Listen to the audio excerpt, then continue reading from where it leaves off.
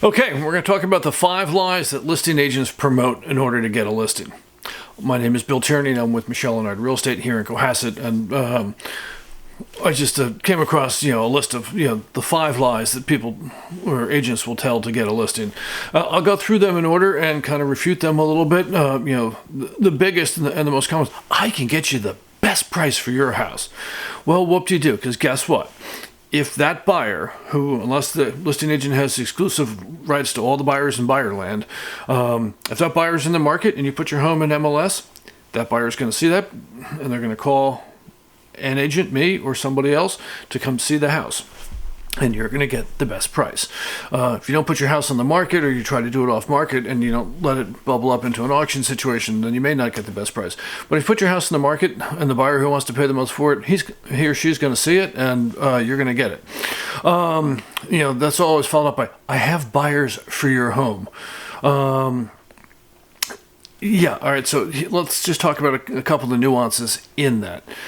As your listing agent, you're going to confide in your listing agent, you sort of where you're thinking about on price and what's good about your house and what's bad about your house, what's good about the neighborhood, what's bad about the neighborhood.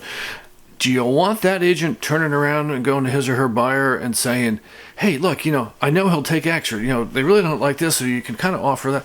You want someone who represents you, and you don't want someone representing both, because you can't do both fairly. I haven't seen that. In Massachusetts, we allow it. That's not a practice of mine that I preach. Here's my favorite one, and this is one that all sells for. I'm the top agent in the market. I'm top agent. Beat my chest. Big deal, right? Because statistics are wonderful. Everyone can be the top agent according to some crazy statistic. You can be the top because you sell the least, depending on how you want to create the list. The lists are kind of silly. If there's a buyer out there, they're going to find your house and they're going to call someone to see it.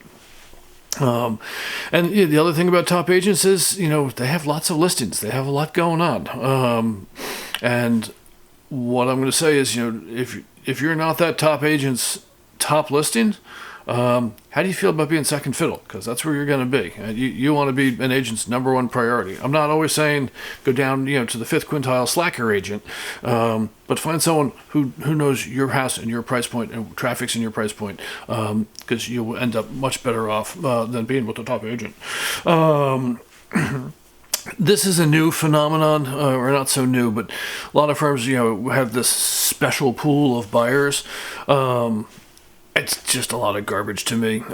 Again, I'm going to go back. If your house is on the market and there's a person out there who wants to pay more than the next guy because they really covet your house, they're going to find a way into your house and they're going to make you an offer, assuming you put your house on the market. These relocation buyers, which is people love to talk about, they're rushed. They come flying through your house. They don't know whether your house is on the right side or the left side of town because they're seeing 8 houses that day. And then they back out because they found something else they like because they don't really care. Or, one spouse made an offer in the house, the other one came up, doesn't like it. Relos are... and they don't pay well, so you don't always get the best service with the relocation agent, or our network. Again, if your house is on the market and there's a buyer. Okay, and then the last thing, this is an age-old one. If we can't sell your house, we'll buy it. Well, guess what? I'll buy your house at the price they're offering too, because you won't sell it at that price. It only works like if they can make money. And then there's the whole iBuyer thing, that you have these companies that'll buy your house from you so that you can go somewhere else.